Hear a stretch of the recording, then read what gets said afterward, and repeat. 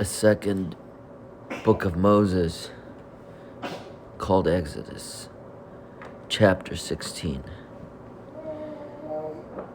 And they took their journey from Elam, and all the congregation of the children of Israel came unto the wilderness of Sin, which is between Elam and Sinai, on the 15th day of the second month after their departing out of the land of Egypt.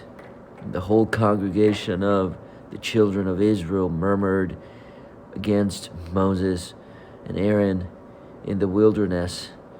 And the children of Israel said unto them, Would to God we had died by the hand of the Lord in the land of Egypt, when we sat by the flesh pots, when we did eat bread to the full. For ye have brought us forth into the wilderness to kill this whole assembly with hunger. Then said the Lord unto Moses, Behold, I will rain bread from heaven for you, and the people shall go out and gather a certain rate every day, that I may prove them whether they will walk in my law or no.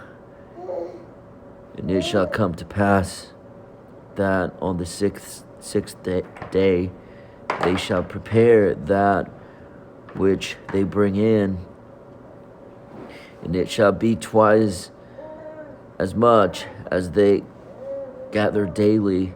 And Moses and Aaron said unto the children of Israel, At even then ye shall know that the Lord hath brought you out from the land of Egypt.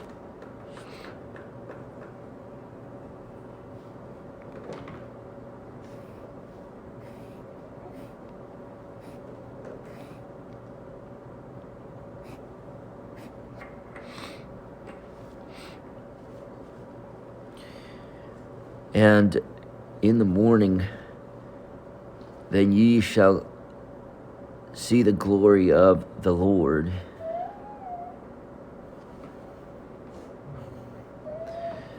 For that he heareth your murmurings against the Lord. And what are we that ye murmur against us? And Moses said, This shall be when the Lord shall give you in the evening flesh to eat, and in the morning bread to the full, that the Lord heareth your murmuring, which ye murmur against him. And what are we? Your murmurings are not against us, but against the Lord.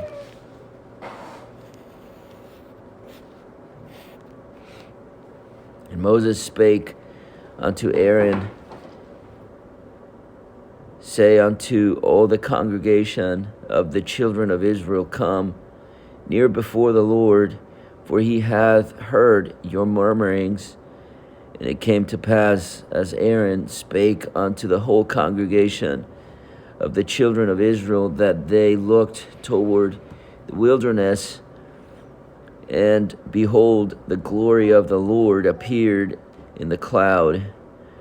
And the Lord spake unto Moses, saying, I have heard the murmurings of the children of Israel. Speak unto them, saying, At even ye shall eat flesh, and in the morning ye shall be filled with bread, and ye shall know that I am the Lord your God.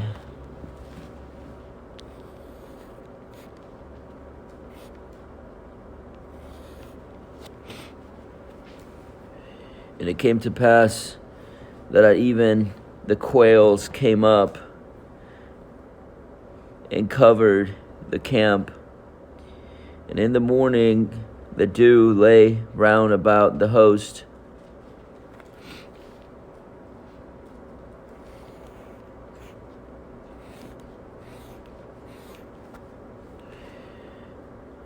And when the dew that lay was gone up, behold, upon the face of the wilderness there lay a small round thing, as small as the hoar frost on the ground.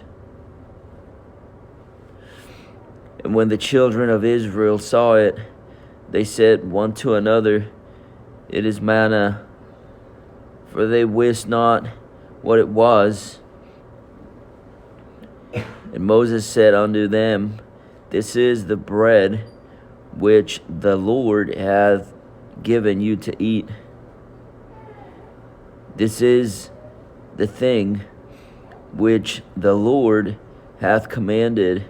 Gather of it every man according to his eating, an omer for every man. According to the number of your persons take ye every man for them which are in his tents.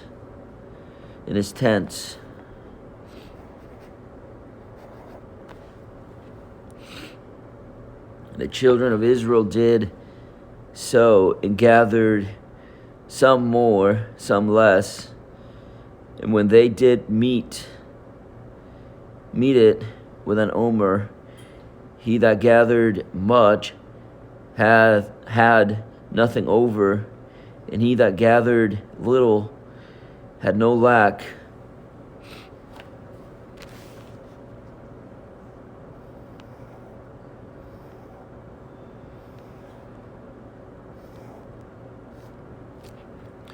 They gathered every man according to his eating. And Moses said, Let no man leave of it till the morning. Notwithstanding, they hearkened not unto Moses, but some of them left of it until the morning. And it bred worms and stank. And Moses was wroth with them, and they gathered it every morning, every man according to his eating. And when the sun waxed hot, it melted. And it came to pass that on the 6th day they gathered twice as much bread, 2 omers for one man.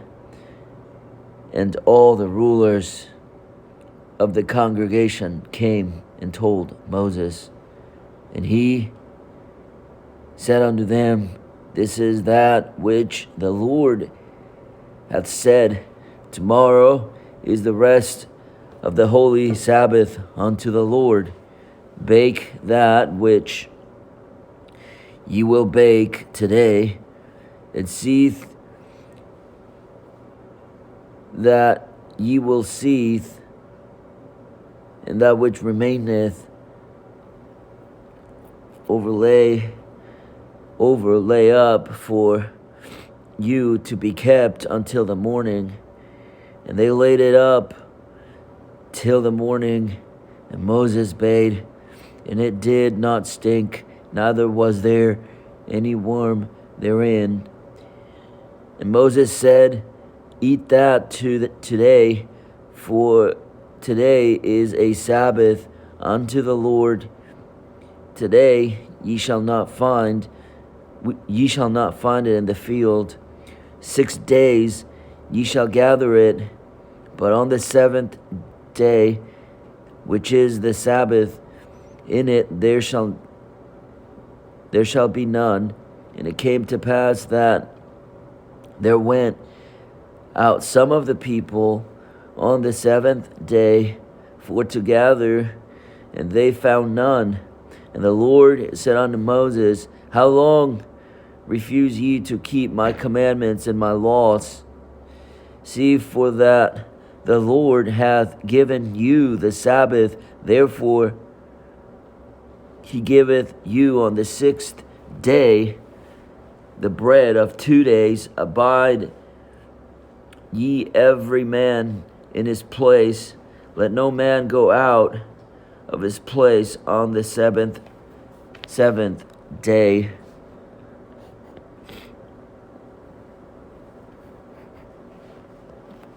So the people rested on the seventh day. And the house of Israel called the name thereof manna, and it was like coriander seed, white, and the taste of it was like wafers made with honey.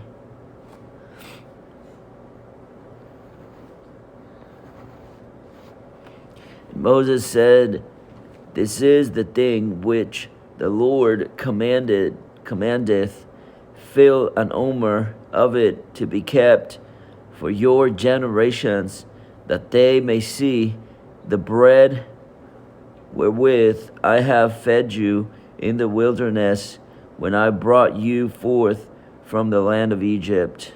And Moses said unto Aaron, Take a pot and put an omer full of manna therein, and lay it up before the Lord to be kept for your generations, as the Lord commanded Moses. So Aaron laid it up before the testimony to be kept. And the children of Israel did eat manna 40 years, until they came to a land inhabited. They did eat manna until they came unto the borders of the land of Canaan. Now an omer is the 10th part of an ephah.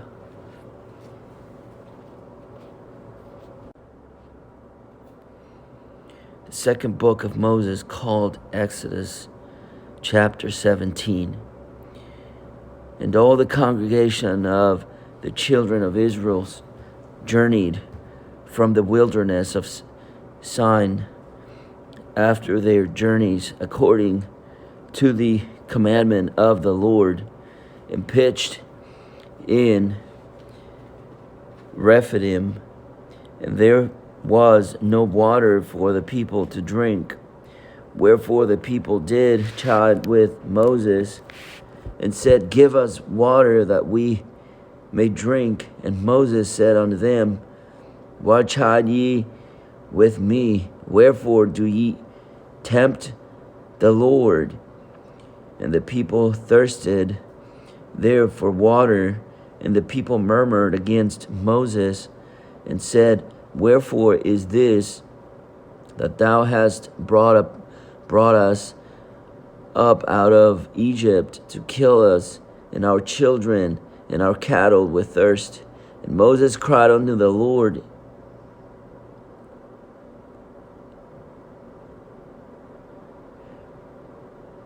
saying, What shall I do unto this people? They be almost ready to stone me. And the Lord said unto Moses, Go on before the people, and take with thee the elders of Israel, and thy rod wherewith thou smotest the river, take in thine hand, and go. Behold, I will stand before thee there upon the rock of Horeb, and thou shalt smite the rock, and there shall come water out of it, that the people may drink. And Moses did so in the sight of the elders of Israel. And he called the name of the place Massa and Meribah, because of the chiding of the children of Israel, and because they tempted the Lord, saying, Is the Lord among us or not?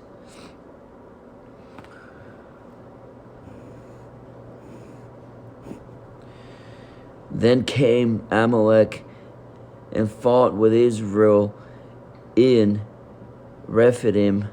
And Moses said unto Joshua, choose us out men, and go out and fight against Amalek tomorrow. I will stand on the top of the hill with the rod of God in mine hand. So Joshua did as Moses had said to him, and fought with Amalek. And Moses, Aaron, and Hur went up to the top of the hill. And it came to pass, when Moses held up his hand, that Israel prevailed. When he let down his hand, Amalek prevailed.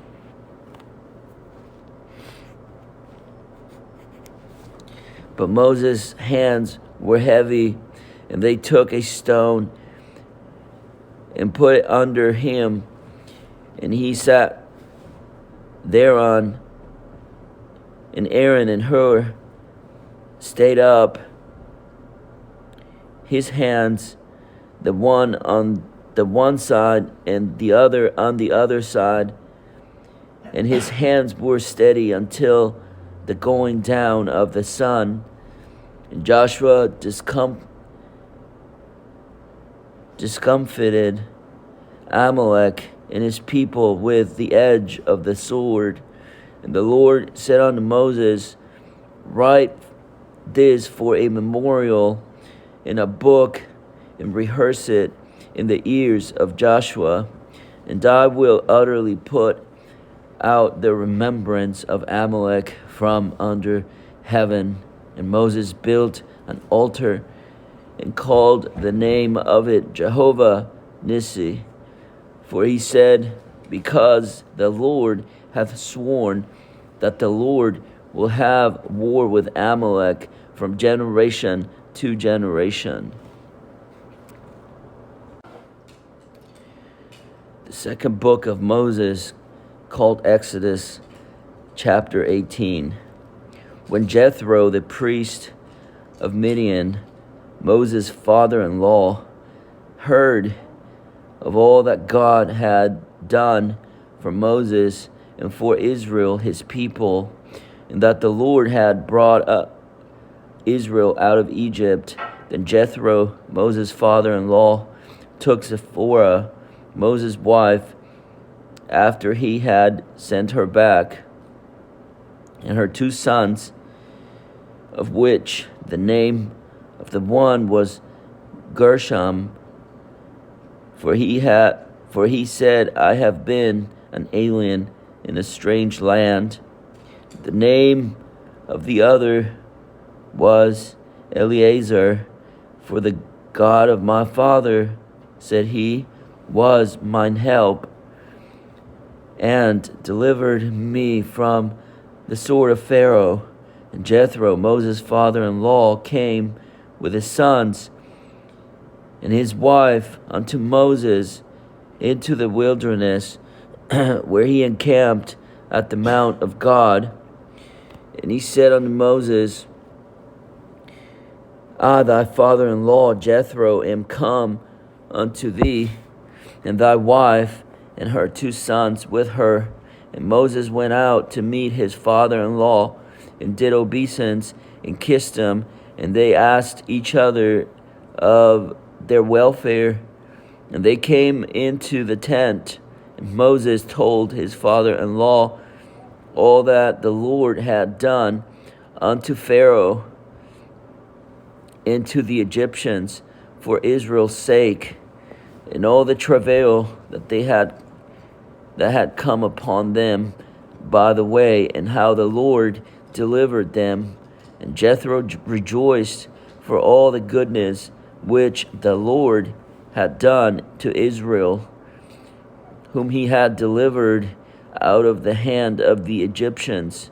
And Jethro said, blessed be the Lord, who hath delivered you out of the hand of the Egyptians, and out of the hand of Pharaoh, who hath delivered the people from under the hand of the Egyptians. Now I know that the Lord is greater than all gods,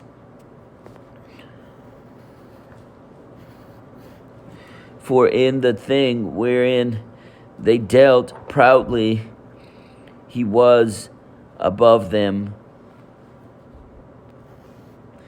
And Jethro, Moses' father-in-law, took a burnt offering and sacrifices for God, and Aaron came, and all the elders of Israel, to eat bread with Moses' father-in-law before God.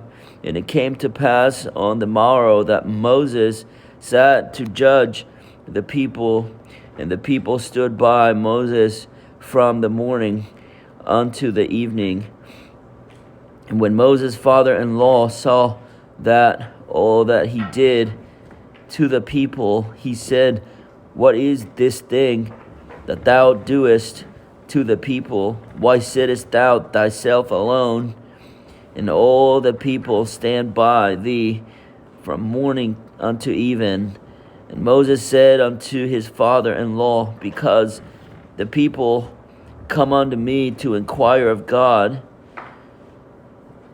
When they have a matter, they come unto me, and I judge between one and another, and I do make them to know the statutes of God and his laws. And Moses' father-in-law said unto him, The thing that thou doest is not good. Thou wilt surely wear away both thou and this people that is with thee, for this thing is too heavy for thee. Thou art not able to perform it thyself alone. Hearken now unto my voice. I will give thee counsel, and God shall be with thee. Be thou for the people to Godward, that thou mayest bring the causes unto God, and thou shalt teach them ordinances and laws, and shalt show them the way wherein they must walk, and the work that they must do. Moreover, thou shalt provide out of all the people able men, such as fear God, men of truth, hating covetousness, and place such over them to be rulers over thousands, and rulers of hundreds, and rulers of fifties, and rulers of tens.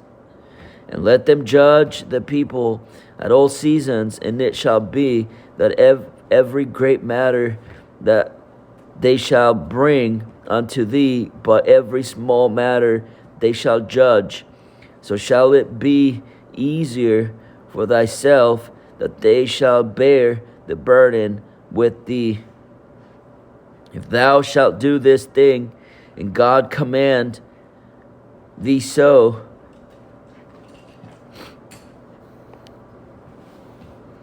then thou shalt be able to endure, and all the people shall also go to their place in peace. So Moses hearkened to the voice of his father-in-law, and did all that he had said. And Moses chose able men out of Israel, and made them heads over the peoples, rulers of thousands, rulers of hundreds, rulers of fifties, and rulers of tens. And they judged the people at all seasons. The hard causes they brought unto Moses, but every small matter they judged themselves. And Moses let his father-in-law depart, and went his way into his own land. The second book of Moses, called Exodus, chapter 19. In the third month, when the children of Israel were gone forth out of the land of Egypt, the same day came they into the wilderness of Sinai, for they were departed from Rephidim, and were come to the desert of Sinai, and had pitched in the wilderness And there Israel camped before the mount. And Moses went up unto God, and the Lord called unto him out of the mountain, saying, Thus shalt thou say to the house of Jacob, and tell the children of Israel, Ye have seen what I did unto the Egyptians, and how I bare you on eagle's wings, and brought you unto myself. Now therefore, if ye will obey my voice indeed, and keep my covenant, then ye shall be a peculiar people, a peculiar treasure unto me above all people, for all the earth is mine, and ye shall be unto me a kingdom of priests, an unholy nation. These are the words which thou shalt speak unto the children of Israel.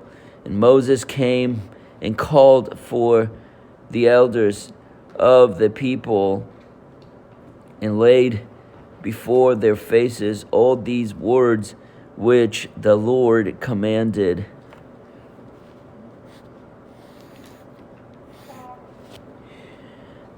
And all the people answered together and said, All that the Lord hath spoken, we will do. And Moses returned the words of the people unto the Lord. And the Lord said unto Moses, Lo, I come unto thee in a thick cloud, that the people may hear when I speak with thee, and believe thee forever. And Moses told the words of the people unto the Lord. And the Lord said unto Moses, Go unto the people, and sanctify them today and tomorrow, and let them wash their clothes, and be ready against the third day. For the third day the Lord will come down in the sight of all the people upon Mount Sinai. And thou shalt set bounds unto the people round about, saying, Take heed to yourselves, that ye go not up into the mount, or touch the border of it. Whosoever toucheth the mount shall be surely put to death, and there shall not an hand touch it, but he shall surely be stoned or shot through. Whether it be beast or man, it shall not live. When the trumpet soundeth long, they shall come up to the mount. And Moses went down from the mount unto the people, and sanctified the people, and they washed their clothes.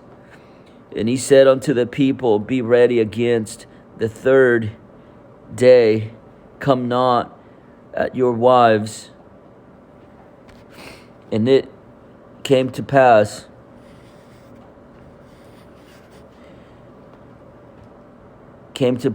on the third day in the morning, that there were thunders and lightnings, and a thick cloud upon the mount, and the voice of the trumpet exceeding loud, that all the people that was in the camp trembled.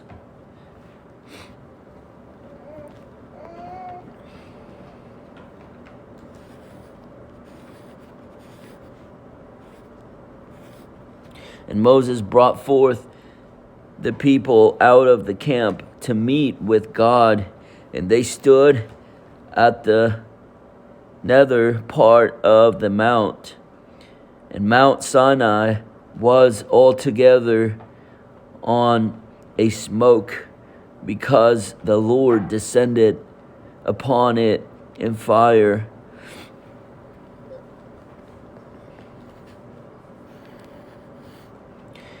And smoke thereof ascended as the smoke of a furnace, and the whole mount quaked greatly.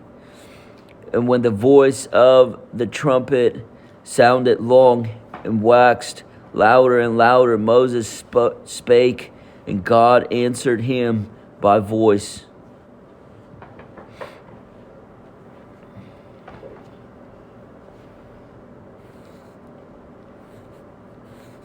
And the Lord came down upon Mount Sinai on the top of the mount, and the Lord called Moses up to the top of the mount. And Moses went up, and the Lord said unto Moses, Go down, charge the people, lest they break through unto the Lord to gaze, and many of them perish. And let the priests also which come near to the Lord sanctify themselves, lest the Lord break forth upon them. And Moses said unto the Lord, The people cannot come up to Mount Sinai, for thou chargest us, saying, Set bounds about the mount, and sanctify it. And the Lord said unto him, Away, get thee down, and thou shalt come up, thou and Aaron with thee. But let not the priests and the people break through to come up unto the Lord, lest he break forth upon them. So Moses went down unto the people and spake unto them. The second book of Moses, called Exodus, chapter 20. And God spake all these words, saying, I am thy God, which have brought thee out of the land of Egypt, out of the house of bondage. Thou shalt have no other gods before me. Thou shalt not make unto thee any graven image or any likeness of anything that is in heaven above, or that is in the earth beneath, or that is in the water under the earth. Thou shalt not bow down to thyself to them, nor serve them, for I, the Lord thy God, am a jealous God, visiting the iniquity of the fathers upon the children unto the third and fourth generation of them that hate me, and showing mercy unto thousands of them that love me and keep my commandments. Thou shalt not take the name of the Lord in vain, thy God in vain, for the Lord will not hold him guiltless that taketh his name in vain.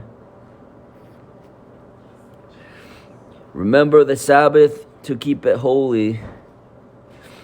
6 days shalt thou labor and do all thy work, but the seventh day is the Sabbath of the Lord thy God. In it thou shalt not do any work, thou, nor thy son, nor thy daughter, thy manservant, nor thy maidservant, nor thy cattle, nor thy stranger that is within thy gates.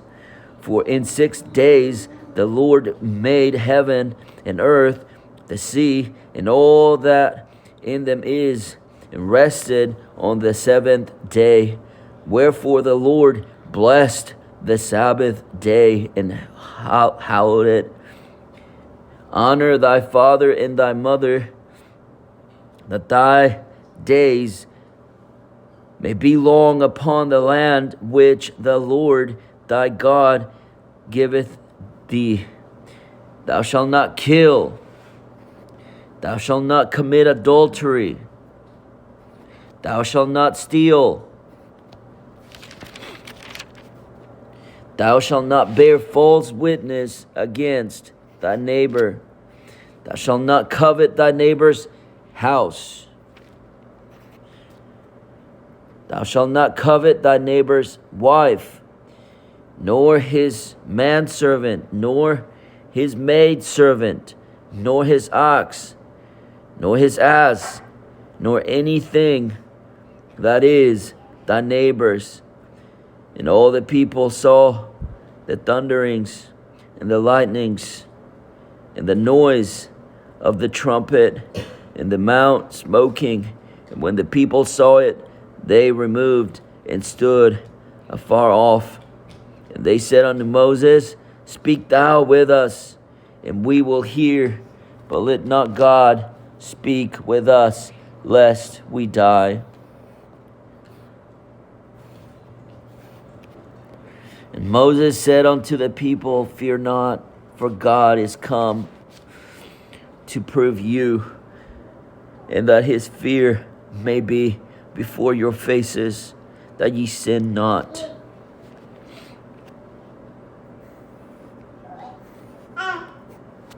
And the people stood afar off, and Moses drew near unto the thick darkness where God was. And the Lord said unto Moses, Thus thou shalt say unto the children of Israel, Ye have seen that I have walked with you from heaven.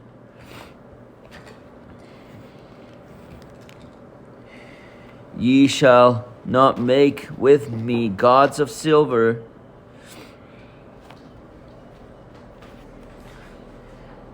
neither shall ye make unto you gods of gold. An altar of earth thou shalt make unto me, and shalt sacrifice thereon thy burnt offerings and thy peace offerings, thy sheep and thine oxen. In all places where I record my name will come unto thee, and I will bless thee. And if thou wilt make me an altar of stone, thou shalt not build it of hewn stone. For if thou lift up thy stool upon it, thou hast polluted it.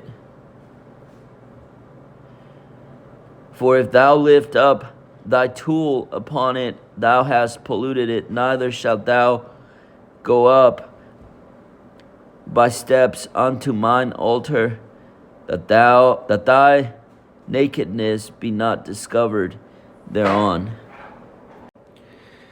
So that was the end of chapter 20. Chapter 20 of the second book of Moses, Exodus, is the most influential part of the Bible in the history of humanity. It is the 10 Commandments.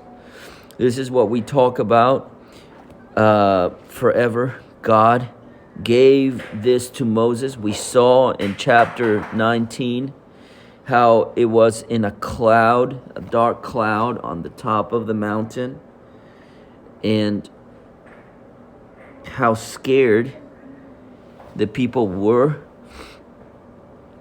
that they literally were shaking, trembling, because of the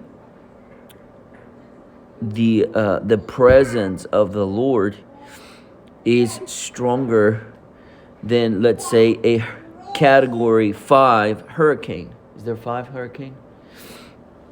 Or category, what's the highest, EF? Tornado? Yeah? EF5. EF5 tornado. That is mild compared to the presence of the Lord. So people get super scared that they run into basements, they run into shelters. When they hear EF5 tornado, they hear category 5 hurricane. Is that the strongest hurricane? 5?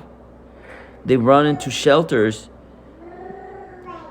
and what they saw, what the people of Israel saw at this time, was stronger than this, scarier than this. And the Lord said that he did it so that the people might believe. He showed them who he was. So if you go to chapter 19,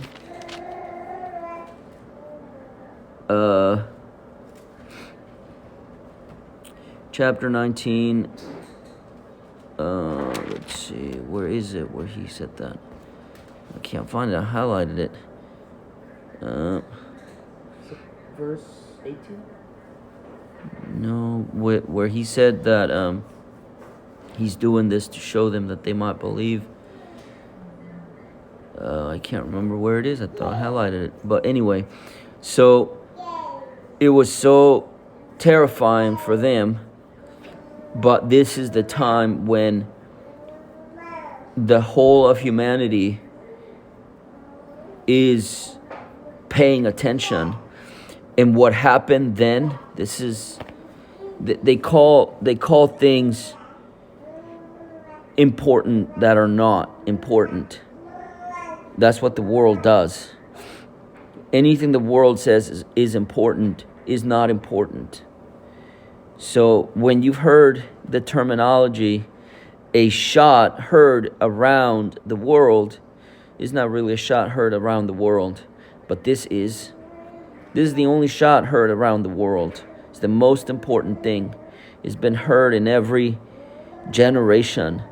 It's been heard by every generation. It's been heard throughout all generations ever since then, and will continue to be heard, which is the 10 Commandments. People like Hammurabi or whatever, they try to claim of this, but it does not belong to Hammurabi. This is God's 10 Commandments in chapter 20 of Exodus. It is the 10 Commandments. It is the basis of all laws that have brought us the modern freedoms that we enjoy. And as the 10 Commandments are taken away, you can see the world going into decline, because the 10 Commandments, the moral law, have kept society in a way that is functional. As the 10 Commandments get taken away, I don't care what the presidents, what the kings and the senators and the whatever of all nations say. As the 10 Commandments get taken away, people will become barbarians, and we go back into worse than the Dark Ages. We'll go back to where people don't care about anything that is moral, about anything that is good. They don't care about that. The 10 Commandments hold society together. There's no question about that. But people try to take the credit away from God, so they give it to Hammurabi. It does not come from Hammurabi. It comes from the God of the Jews. It comes from the God of Abraham, Isaac, and Jacob. Not just the God of Abraham, which is what the other people claim, is the God of Abraham, of Isaac, and of Jacob. All three. Abraham believed God, and it was credited to him as righteousness. Isaac was the child of the promise, and Jacob is Israel. The same God operated in all three of them, which are the forefathers of our faith, the forefathers of the 10 Commandments, the forefathers of Christianity. Okay, so the 10 Commandments had been set up in all of our courthouses throughout the land, talking America, because that is where the laws of God and the laws of men meet beautifully together. As a matter of fact, the reason they do is because unless we have the 10 Commandments, we have no way to distinguish between right and wrong. Without the 10 Commandments, there is no way to distinguish between right and wrong. No one can. No one can distinguish between right and wrong without the 10 Commandments. It's impossible. You take the 10 Commandments away, you take away the ability to distinguish between right and wrong. And we just read them. We always talk about the 10 Commandments. We all broke God's law, the moral law, the 10 Commandments. And because of that, we are guilty as charged in facing God in eternity, if we don't,